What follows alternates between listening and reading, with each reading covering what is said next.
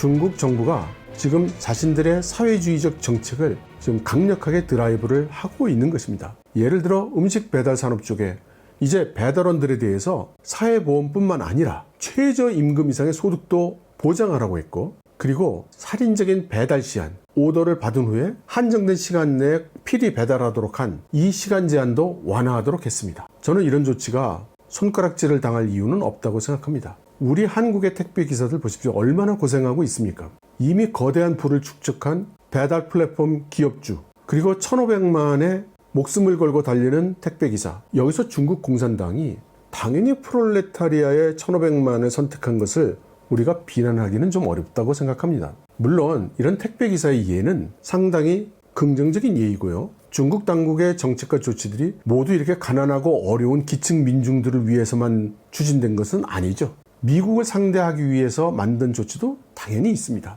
예를 들어 웨이보에 난 보도를 한번 보죠. 중국 당국은 심지어 이미 성공적으로 미국에 상장해 있는 자국 기업을 증시에서 내려오게 해서 다시 자국의 시장인 홍콩 시장에서 재상장하겠다는 겁니다. 즉 중국 당국이 여러 정책과 조치를 취하고 있는 그 근저에는 중국 지도부가 현재 진행하고자 하는 여러 가지 국가 전략, 그리고 이해관계가 크게 자리하고 있는 것이죠. 그래서 만약 여러분들이 중국 기업 주식 투자를 계속 하신다면 이제는 중국 당국의 정책에 대한 이해가 매우 중요해질 것으로 생각이 됩니다. 전 중국 교육부 대변인인 왕쉬밍은 중국 정부의 사교육 규제는 이제부터 발생할 일의 껍데기에 불과하다고 했습니다. 그는 1997년에 민간 부문이 영리 목적의 교육기관을 운영하는 것이 금지됐지만 그럼에도 불구하고 오늘날 시장에는 수많은 영리 교육 기업들이 있다고 지적을 했습니다. 21세기 교육연구소의 숑빙치 부국장은 이러한 정책 시행의 시행 시기와 범위는 지역마다 다를 수 있다고도 얘기를 했죠. 다시 말해서 중앙정부에서 추진하는 이 정책은 각 지방정부에 따라서는 약간씩 변형이 돼서 변주곡이 울릴 것이라는 뜻입니다. 그렇지만 근본은 모두 똑같습니다. 불법적인 사교육을 억제하고 학교에서는 학생들의 수업 부담을 줄이고, 게다가 학생들을 부모가 일할 시간 동안 돌보게 해서 양육의 부담을 본질적으로 줄이겠다는 겁니다. 그렇게 해서 출산율을 상승시키겠다는 것이 가장 근본적인 정책 목표로 생각이 됩니다. 알리바바 같은 거대 온라인 판매 플랫폼에 대한 것도 마찬가지죠. 중국에는 마윈 한 사람이 재벌이 되기 위해서 100만 개가 넘는 유통기업들이 쓰러졌다는 그런 말이 있습니다. 이런 식으로 부가 집중되고 사회 취약계층의 전락을 막으려는 것이 정책의 근본 목적입니다. 왜냐하면 지금 이 순간 중국의 사회 취약계층의 상태가 매우 위험하기 때문입니다. 자칫하면 터질 수 있는 그런 상태에 와 있다고 생각이 되거든요. 그래서 중국 당국은 불공정거래법을 빼들고 금년 1월부터 5월까지 당국이 조사한 불공정 사안이 1345건입니다. 작년 한 해에는 7371건을 조사했습니다. 금년에는 당연히 이런 불공정 조사가 더욱 강화될 것으로 생각이 되죠. 금년 3월 15일에 시장감독총국은 인터넷 거래 감독 관리 방법이라는 것을 또 공포했습니다. 그리고 금년 5월 1일부터 시행하게 했죠. 그 내용을 보면 최근에 유행하고 있는 소위 왕웅이라고 불리는 인기인들이 나와서 자기를 따르는 팬들에게 막 물건을 파는 거, 여기에 대해서 나는 거래만 시켜줬을 뿐이고 책임을 지지 않습니다. 이거 안 된다. 네가 이 거래에 대한 책임이 있다. 이렇게 했습니다. 하지만 예외 규정도 두었습니다. 전자상거래법에서 규정하는 편법 용역, 그리고 소액 용역, 이 두 가지 종류에 대해서는 이런 복잡한 문제를 면제를 시켜줬습니다. 이런 용역의 내용이 뭐냐면 불러주시면 가서 청소해드리겠어요, 세탁해드리겠어요, 옷 꼬매드리겠어요, 이발해드리겠어요, 이런 거요. 열쇠 복사해드릴게요, 하수도 뚫어드립니다, 이런 거 있지 않습니까? 소액 거래는 연간 거래액이 10만 위안을 넘지 않는 경우, 그러니까 연간 1,700만 원을 넘지 않는 그런 매출의 경우, 이런 경우에는 복잡한 거 묻지 않겠다. 너희들은 지금 해왔던 대로 계속해라. 이렇게 한 겁니다. 취약계층이 먹고 살기 위해서 하는 그런 것들은 손대지 않은 겁니다. 그러한 시각에서 볼 때 마윈처럼 상거래 플랫폼 하나를 독과점으로 장악하고 나서 은행에서 돈을 가져다가 고리대금을 하는 이런 거를 그대로 볼 수가 좀 없었던 것 같습니다. 게다가 중국 정부는 14차 5기년 계획에서 데이터 경제를 전략적으로 활성화하겠다고 했거든요. 이 데이터 경제를 미국이 경제 봉쇄를 하고 기술 봉쇄를 하는 거에 대항해서 소위 내순환 경제를 일으킬 수 있는 주요 정책 수단 중에 하나로 내세우고 있습니다. 이걸 구체적으로 어떤 식으로 할 것이냐면 이러한 플랫폼 대기업들한테 데이터를 풀어라. 공유를 해라. 그래서 중소기업과 벤처기업들이 너희들이 제공하는 데이터셋에 기반해서 여러 가지 창의적인 서비스와 아이디어를 구현할 수 있도록 그렇게 해야 되겠다라고 했는데, 문제는 알리바바나 텐센트 같은 이런 플랫폼 기업들이 수년 동안 이런 중국 정부의 정책 요구에 거부해 왔던 것입니다. 그런데 알리바바나 텐센트가 자유민주주의 국가에 살고 있다면 뭐 그런 식으로 버텨도 상관이 없겠지만, 사회주의 국가, 중국 공산당 일당 전제 정치의 통치 하에서 이렇게 공산당의 요구를 수년씩이나 말 안 듣고 버티는 것이 정상은 아닌 것 같습니다. 솔직히 저 같은 사람도 조금 들여다보니까 중국 당국이 지금 뭘 요구하고 있는지를 알겠는데, 이렇게 수년 동안 무시하는 중국 대기업들의 행동도 저는 솔직히 좀 이해하기 어렵습니다. 아무튼 이러한 중국 공산당과 당국의 정책 기조는 바뀔 리가 없기 때문에 이들 중국의 디지털 플랫폼 기업들은 그들을 조준해서 만들어진 강화된 반독점법, 또 그 이후에 계속 나오고 있는 법률과 규정들, 이것들로 인해서 더 큰 타격을 계속 입을 것으로 보입니다.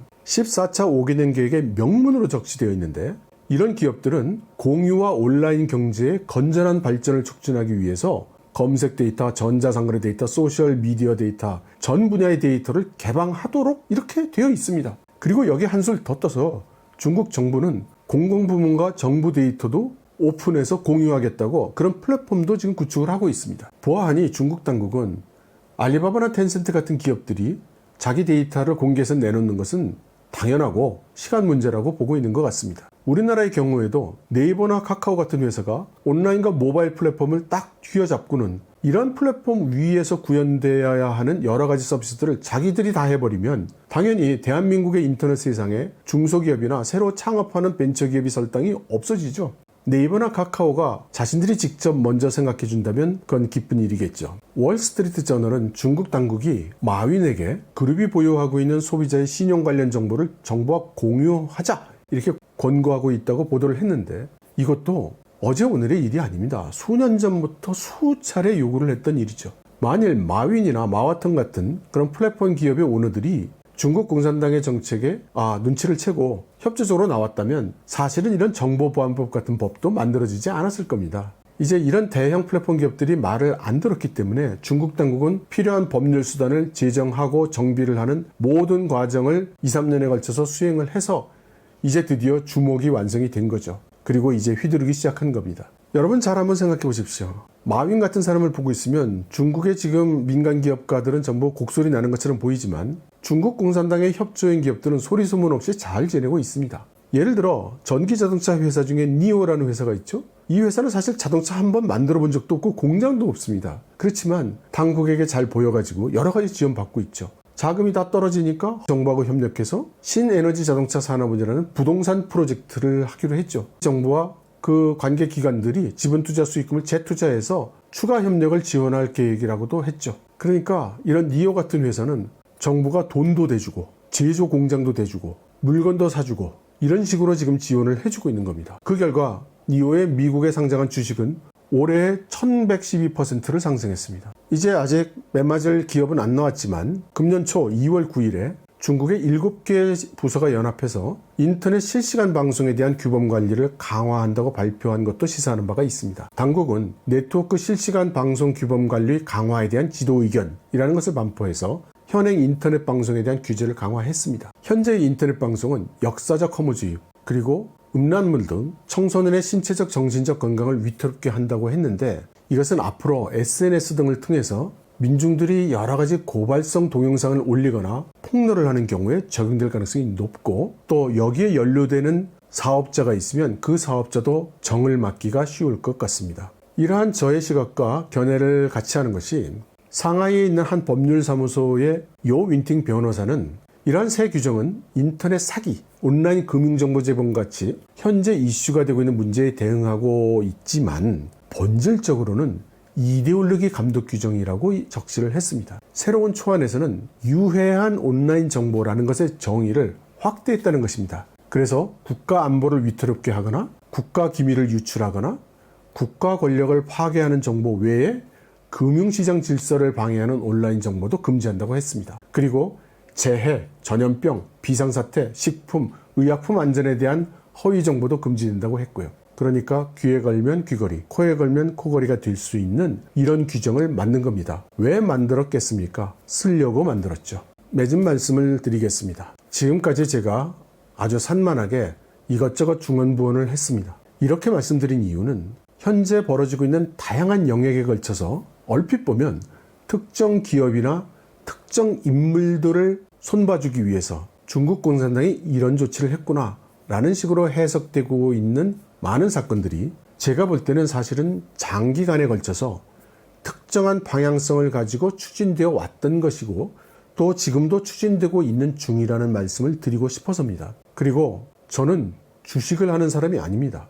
주식 정보를 제공하는 사람도 아니고요. 제가 이번 동영상들을 통해서 여러분들께 말씀을 드리고 있는 것은 여러분들이 무엇을 하시든지 간에 중국과 관계된 어떤 의사결정을 하신다면 보다 중국 당국의 중장기적인 정책 기조가 무엇인지 그 방향이 어떤 것인지 이것을 유의하시는 것이 중요하다는 말씀을 드리고 싶어서입니다. 얼마 전에 신화사가 뜬금없이 보도를 하나 냈습니다. 그 타이틀은 중국은 사회주의를 저버리지 않았다 입니다. 중국은 과학적 사회주의 기본 원칙을 저버린 적이 없으며 중국은 마르크스주의 중국화를 끊임없이 추진해 왔고 중국식 마르크스주의로 하여금 당대의 세계에 영향을 주어서 21세기 마르크주의를 이끌 것이다 라는 것이었습니다. 그리고 저는 이것이 지금 중국의 시진핑 주석과 그 지도부가 현재 추진하고 있는 일이라고 생각을 합니다. 그리고 14차 5개년 계획 내용을 보면 호언장담한 내용도 많고 기업들을 지원하겠다는 내용도 많지만 전례 없이 많은 부분에 기업들의 협조와 도움을 바라는 그런 호소가 같이 스며들어 있습니다. 그래서 저는 그만큼 현재 중국 공산당 입장에서 아쉬운 곳이 많다는 것이고요. 거기에 대한 기업들의 지원과 협력을 촉구하고 있는 것입니다. 그래서 저는 앞으로는 더욱더 공산당 정권의 협조적이냐 아니냐가 운명을 좌우할 것이라고 생각합니다. 그러면 어떤 회사가 중국 지도부의 눈에 예쁜 회사일까요? 저는 CATL 같은 회사라고 생각합니다. CATL은 소비자에게 직접 물건을 파는 게 아니라 전기자동차 기업에게 제품을 팔죠. 하이테크 기술이고 미국 및 서방과 당당하게 경쟁하고 있고 또 국가로부터 무슨 지원을 직접 지원해달라는 얘기도 없고 거꾸로 서방의 투자 자본을 듬뿍듬뿍 빨아들이고 있죠. 어쩌면 CATL의 기술이 더 좋아지면 CATL의 제품이 우리나라의 반도체처럼 다른 나라에 대해서 국가 경쟁력이 될 수 있는 그런 상황이 될지도 모르죠. 다만 바라옵건대 이렇게 중국 당국의 정책 방향 이것을 이해하는 것이 중요하다는 것을 좀 공감을 하셔가지고 어떤 일을 하시든 보다 정확한 의사결정을 하시기를 기원합니다. 그리고 그 과정에 있어서 저의 글과 영상이 조금이라도 도움이 되신다고 생각하시면 좀 많이 공유도 좀 해주시고 또 후원 회원으로 가입을 해주셨으면 감사하겠습니다. 여러분 다음 영상에서 뵙겠습니다.